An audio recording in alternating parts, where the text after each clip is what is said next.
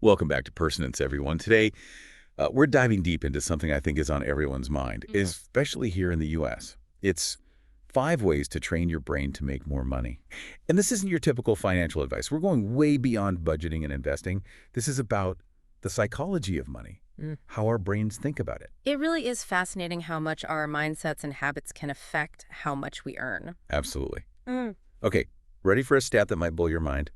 The average U.S. worker spends nearly an entire workday every single week on their phone, doing non-work stuff. 8 hours, to be precise. 8 hours. We're talking about leaving money on the table, right? Absolutely. So let's just jump right in. Number 1 on our list is learn to live without your phone, at least sometimes. At least sometimes. I know. That sounds impossible in this world we live in. But just hear me out. It's not about totally ditching your phone. It's about understanding that all that digital stimulation, it can really get in the way of our productivity. Yeah. And just thinking clearly, think about it. You've got notifications coming in, emails, social media updates. It's like a fire hose, just blasting your brain with information. That's why it's so hard for me to focus. I feel like I'm always just switching between a bunch of different tasks. Exactly. And it's not just about focus. All that blue light from our devices, it messes with our sleep cycles. Oh, yeah. And when you're not sleeping well, it affects your mental sharpness and your decision-making, which affects your work and ultimately how much you earn. So we're sacrificing sleep and productivity just to scroll. It's a double whammy. It's a double whammy. So how do we fix this? Start small. Try to carve out just 1 hour every day as a phone-free zone. Okay. Could be during your lunch break, maybe after work, or an hour before bed. Just turn your phone off, resist the urge to check your email, and just let your brain breathe. 1 hour. That's a pretty small price to pay for a sharper mind and a better night's sleep. Exactly. You might even find that it sparks some creativity. Which brings us to our next point. Number 2, accept boredom. I know this sounds a little counterintuitive, especially for us Americans. We love to hustle. We love to stay busy. But there's a lot of value in those quiet moments. I have to admit, I don't love being bored. Yeah. But I'm curious. Tell me why it's so important. Well, our brains aren't meant to be on all the time. They need those periods of downtime to process everything, to make connections, to come up with new ideas. It's like letting an engine cool down so it can run better later on. There's actually research showing that doing boring tasks can boost your creativity and problem solving. Really? So there's times when we're just daydreaming or doing mundane stuff. That's actually good for us. Exactly. It's about giving your brain a break from all the noise and letting it wander.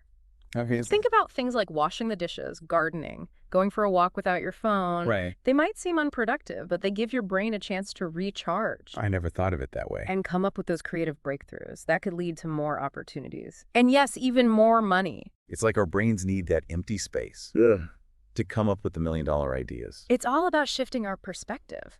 Downtime isn't wasted time. It's an investment in your well-being and even your earning potential. Right. It's all about balance. Right. Which is a perfect transition to our next point.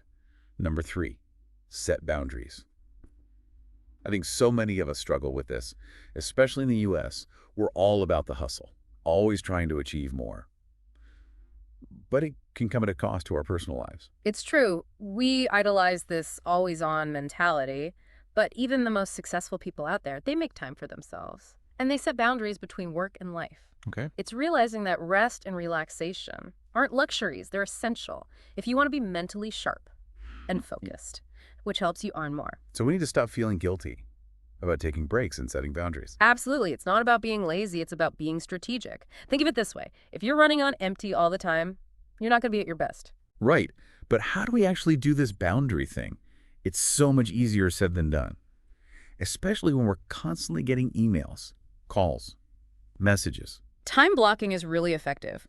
You basically schedule blocks of time for all your work tasks, but also for your personal life, your hobbies, and spending time with people you care about. So it's like we're building these mental fences around different parts of our lives. Exactly. You're being intentional with your time and energy so you can really be present, whether you're at work or with your family. That makes sense. And when you know you have that time set aside, you won't feel so guilty or anxious when you are working. And you can truly focus. Which ultimately leads to better productivity and better decision-making. And yeah, even more earning power. It's all connected. It is. Now let's shift gears a little bit and talk about number 4 on our list. Set daily goals. This might seem simple, but it can be super powerful when it comes to staying on track with your finances. I think a lot of us in the U.S., we love to set big goals, hmm but sometimes they can feel really overwhelming. Absolutely. That's where daily goals come in. Instead of getting overwhelmed by a huge goal, like buying a house or retiring early, you break it down into smaller steps. It's all about making progress, even if it's just a little bit each day. It's like that saying, a journey of 1,000 miles begins with a single step. It's those daily actions that make all the difference over time. So what kinds of daily goals are we talking about? It could be anything. Maybe you set aside a certain amount of money each day, even if it's just a dollar. Or maybe you commit to reading one article about personal finance. The point is to pick something that aligns with your bigger goals and something that you can realistically do every single day. So it's about creating those positive habits, Exactly. even if they seem small at first. And here's something interesting.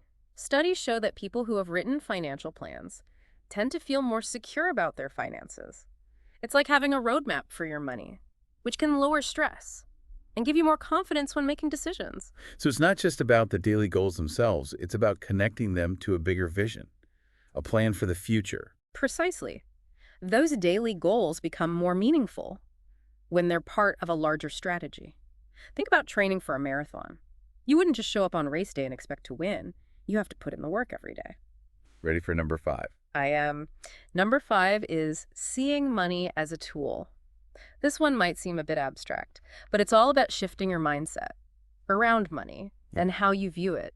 I think a lot of us have a complicated relationship with money. It can be a source of stress, anxiety, even guilt. That's very true. So how can we reframe that? It's so easy to get caught up in that cycle of earning, spending, saving, always wanting more. But what if you stopped for a second and looked at money as a resource, a tool that you can use to reach your goals and make a positive impact on the world? So instead of money being the goal, it's a way to achieve your goals. Exactly. Think about it like this.